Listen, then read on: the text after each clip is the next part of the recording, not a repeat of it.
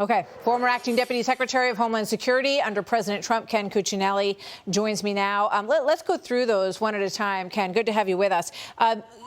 They said, the vice president said she can't go to the border because of COVID issues. What do you think about that? Yeah.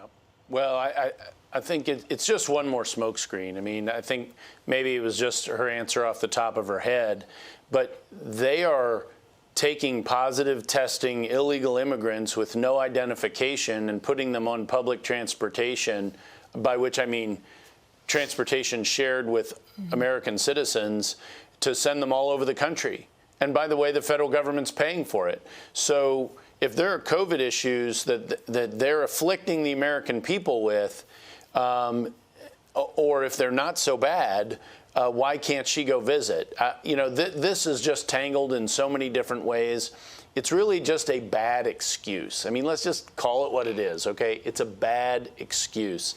It doesn't fit. And especially part of the reason at the border we have COVID issues is they're inviting in hundreds of thousands of people here illegally who are coming up in petri dish-like conditions in the back of trailers they're staying in stash houses with other people who they don't know. Needless to say, precautions aren't being taken.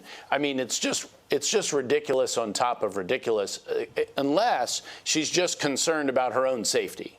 Well, she was vaccinated. We all saw that. I think she put it out on social media. So she was definitely vaccinated. It just raises so many questions because it's saying if you are accepting people into the country, right, and you want to take responsibility for them, which is what Jen Psaki was saying, we're trying to manage this well. We're trying to make sure that they're moved to facilities. Right. Well, this administration has been so careful and by the polls effective in dealing with COVID. So why aren't they, saying, look, we've got a process. Everyone is tested. We're quarantining people for this amount of time before we put them on these buses. I mean, it seems like a real oversight and a real contradiction to their other policies where this virus has been concerned.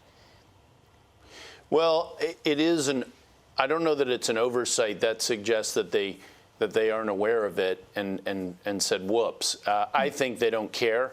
Because anything along the lines that you described, all of which makes sense, slows down the in-processing. And they seem determined to facilitate, not to slow down, not to check, not to segregate by health purposes. Any of these folks, they want to move this as fast as they possibly can. I'm just thinking about how, the contrast between what we're talking about and the fact that the president is wearing his mask, he's been vaccinated, and telling everyone that 4th of July parties might not happen because not enough people are making sure that they don't get COVID. So, I mean, it's just, there's such a dichotomy. On the way out here, because I got to go, and I do thank you for being here, Mr. Cuccinelli. This is a picture of Kamala Harris's book in one of these facilities. It's folded up on the, on a little blanket. I think we have that picture. This is what greets all the kids as they come in, and I think it's, perfectly nice that they are getting a book to read on the way in. But it's the book written by the vice president, and so anyway, take away from that what you will. That would be that. It sure looks like a really low level and petty conflict of interest by the vice president. Ken Cuccinelli, thank you very much. Good to see you today, sir.